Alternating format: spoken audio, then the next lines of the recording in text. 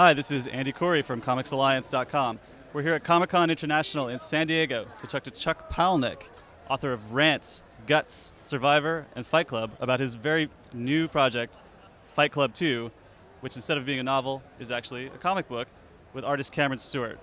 So, many of your stories end with relatively ambiguous points in the character's narrative. And I'm wondering for yourself, do you extend their story past the last page of your book?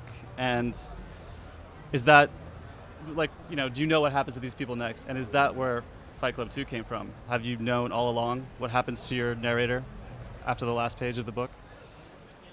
No, I had no idea. I knew that there had to be kind of a glimmer of romance, but I wanted him in a mental hospital where he wouldn't have access to Marla. And in a way, there had to be a kind of break between them for a while once she understood the true nature of who he was. So, no preconceived idea. In the first story, he was very sort of crushed under the weight of these father issues and various themes of masculinity and money and sex and things like that, which of course exploded into Project Mayhem. And in the new story, what's, not to be cute about it, but what's on his mind, you know? So the new story is 10 years down the road, and after the first book trashed fathers for being absent or for having failed their sons, I wanted the narrator to have a son who is now 9 years old, and the narrator finds that he is failing his son even worse than his own father failed him. Mm-hmm. And so he's having to deal with that, and part of the failure is the fact that he's taking so many psychotropic drugs to suppress Tyler that it's really suppressing anything that he can express. He can't express affection or any kind of nurturance for his son because he's so busy sort of tamping down Tyler Durden. And also, he and Marla have not had any kind of great sex for 10 years because of the drugs, because Tyler's gone, and Marla will do anything, tinker with his drugs, whatever it takes, to bring Tyler back, at least late at night when she needs a little action. So gradually, because of what Marla does, to get more action, Tyler starts to come back. And why Fight Club as opposed to a sequel to some of your other books? You know, I loved Tyler Durden as a character. I loved writing that character. I loved feeling that kind of complete, cut-loose, arrogant, chauvinistic, dynamic character. And I really wanted to let myself be Tyler Durden for a little bit. And of course, the obvious question is, why as a comic book? Because if I'd written a novel, it would have been compared to the first novel. And it would have been really a tough comparison. And if they had made a movie, it would have been compared to David's movie, which would have been impossible. But as a comic book, it can be kind of its own thing. It can't be directly compared to either the movie or the book. And so it has more of a chance of standing and earning its own place in the world. Presumably you have your pick of partners to make a Fight Club comic book. So I'd like to know about how Dark Horse became involved, and Cameron in particular. Were you familiar with his work, and what do you think he brings to this? Why Dark Horse is because I knew that I had a really steep learning curve, and I wanted to learn from people who were close by me. I didn't want a lot of emails and long distance coaching calls and video meetings. And Dark Horse is near Portland, I'm near Portland, and we can get together at the same place. They can teach me in person. And why Cameron? Scott Alley recommended a lot of people, and Cameron seemed to have the aesthetic that I like the best, kind of a punk aesthetic, which it reminded me of the 80s somehow.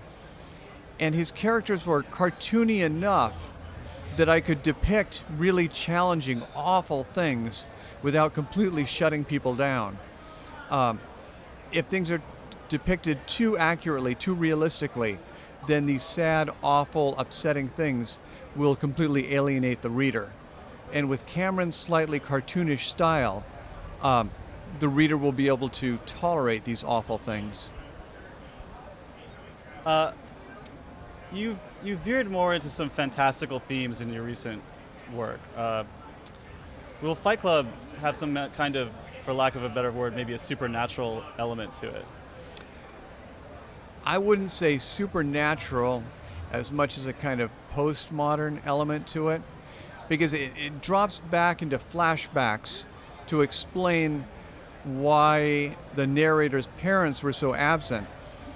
And it does develop the idea that Tyler Durden has been around for perhaps millennium, destroying families and focusing all of human history down to this one 9-year-old child that Tyler has a purpose for.